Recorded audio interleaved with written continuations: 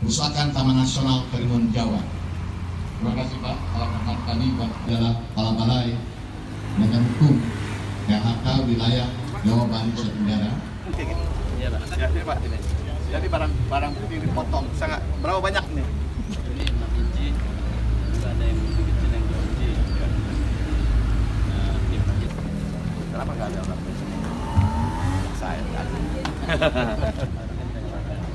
Ya. Itu yang perlu dipasang dulu. Ya kalau tempat ini bandingan dengan perlindungan ini pipanya ratusan ini kecil-kecil. Macam-macam ukuran. Berkaitan dengan barang buktinya dan juga tersangkanya, ada 4 tersangka, Yaitu saudara S, saudara MSD, saudara TS, dan saudara SL. Jadi 4 tersangka yang kita serahkan ya kepada Kejaksaan Negeri Jepara, yaitu 4 tersangka, saudara S, saudara S, saudara S, saudara TS, dan saudara MSD serta saudara SL. Dan itu juga ada barang buktinya berupa pipa untuk barang bukti saudara S, yaitu 282 batang. Kemudian untuk saudara TS itu 14 batang. Untuk saudara MSD itu 146 batang. Dan untuk saudara SL itu 175 batang.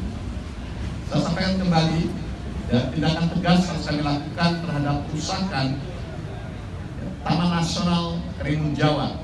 Karena Taman Nasional Karimun Jawa ini merupakan taman nasional sangat penting, ya, karena ekosistem lautnya.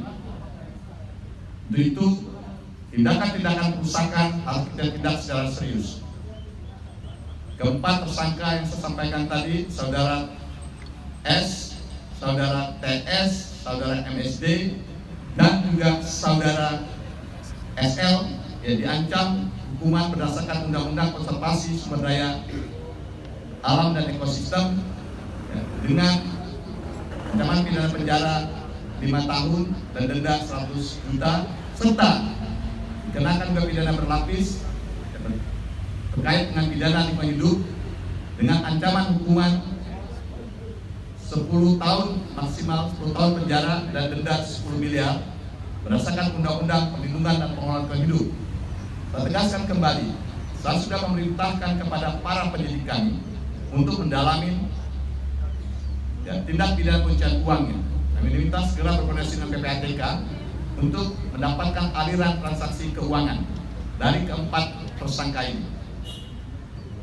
Samping melakukan penyidikan tindak pencucian uang, tindak pidana konservasi sumber daya hayati dan ekosistem, tindak pidana perlindungan pengelolaan hidup, kami juga sedang menyiapkan langkah-langkah gugatan perdata berkaitan dengan ganti kerugian lingkungan.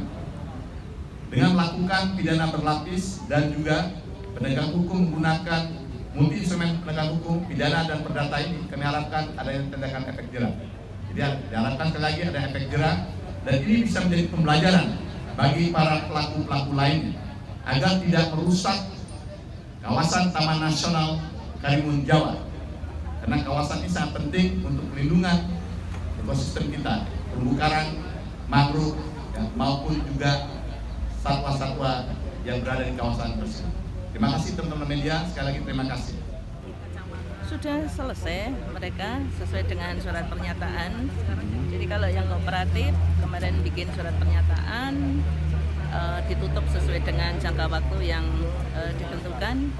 Alhamdulillah hari ini selesai. Jadi kalau yang masih nekat untuk buka nanti bagaimana Bu? Kalau itu nanti konsekuensinya ada, mereka sudah tahu ya. Dan Gakom juga sebenarnya sudah menyampaikan itu. Jadi memang batas waktu itu yang harus diikuti. Mudah-mudahan dengan kondisi yang sekarang ini mereka juga menjadi sadar bahwa yang namanya aturan itu memang harus diikuti. Mungkin itu ya. Siap. Ojo lali lo di follow, like, ambil subscribe sosial media Tribun Muria. Download Tribun X sekarang, menghadirkan lokal menjadi Indonesia.